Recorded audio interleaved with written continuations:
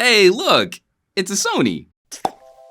I don't know when techies started acting like regular people don't do things with technology. We're giving the highest priority to out-of-the-box auto and acting like we should only grade a single HDR exposure. Regular consumers don't shoot like that. Regular people take a ton of shots, they do a lot of editing, mostly with filters, and many are doing advanced manipulation like face tuning and body sculpting. Sure, they might not care about some of the technical photography terminology, but they're doing way more advanced stuff than most tech reviews would have us believe. Grossly incomplete if we're only considering the lowest possible denominator automatic mode use. Reviewing a camera needs more nuance than that, and that's never more true than when we tackle a Sony. We gotta look at the manufacturer's claims. Has the manufacturer improved over the last generation of product they put out? Who is this solution for? And what is the competition for? What is the competition for this product? Starting with the conclusion. The Xperia 1 is the best Sony I've ever shot on and is head and shoulders better than any previous Xperia I've ever used. It comes the closest to really fulfilling Sony's marketing claims. And for the first time on an Xperia, I don't feel like the phone is fighting me over every creative decision I want to make. I can't overstate how much more enjoyable this camera review was than my last experience with Sony in the Xperia XZ1 and XZ2 era of handsets. Now, for all my gushing, there are still concerns that I hope to see improved upon. Sony's main camera app is still one of the less familiar photographic solutions found on a phone. It's not bad, but it handles auto shooting a lot differently than a Pixel or an iPhone. And a lot of this experience is still on the rails. You often become a bystander in the content creation experience. The manual mode for stills has improved, but the auto shooter for video is still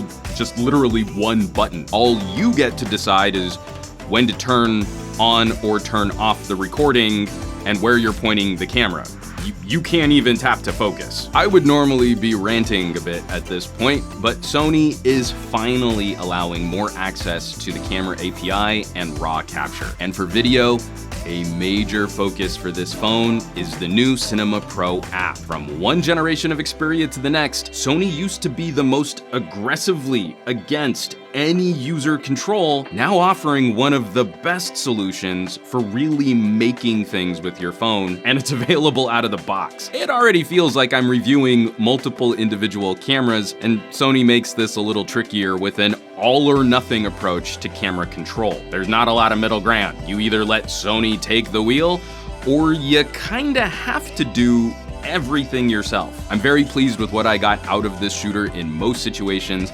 I only felt let down by a handful of setups. At once, where this is so much easier to shoot on than older Xperias, it's still not as effortless to use as a lot of the phone competition it's going to face. There's a lot I like here, and there are still some things I hope will be addressed, but I'm really excited by Sony walking this track on their phones. I really want to see them continue in this direction moving forward. You want to see how I came to this conclusion?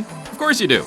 Why else would you be here? Reviewing a camera is more than just counting all the megapixels and pushing the auto shutter button for the good colors. So buckle up, folks. I like to show my work. We have a lot of ground to cover, and I'm gonna move pretty quick. Starting off with the hardware, triple rear cameras and 2 different apps. Another phone that took a while for me to chew through, and I still managed to miss a few features until right up at the end of my loaner period. Sony joins LG and Samsung with a standard trio of camera sensors on the back of this phone, all 3 shooting at 12 megapixels. The main sensor is a typical smartphone sensor size, and Sony isn't using one of those fancier, larger sensors like on Honor or OnePlus. The zoom and wide cameras each using a slightly smaller sensor and playing with crop factor to get a difference in the equivalent focal lengths. The specs on paper look pretty good, so let's dig into some samples.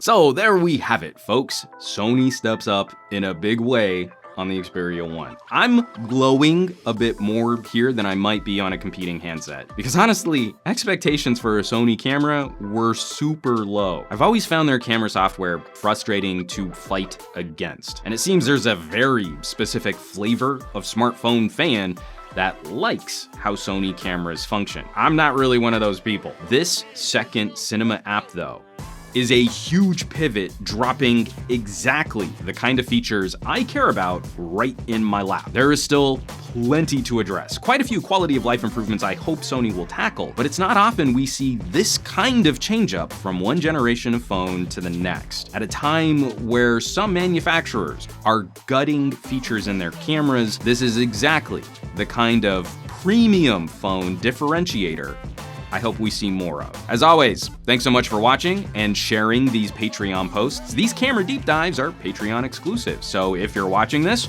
you rock for supporting production on this channel. Or you're a dirty, filthy thief, and shame on you. Because we've had some issues with the camera reviews, I would like to reiterate that sharing the protected Patreon posts is greatly appreciated.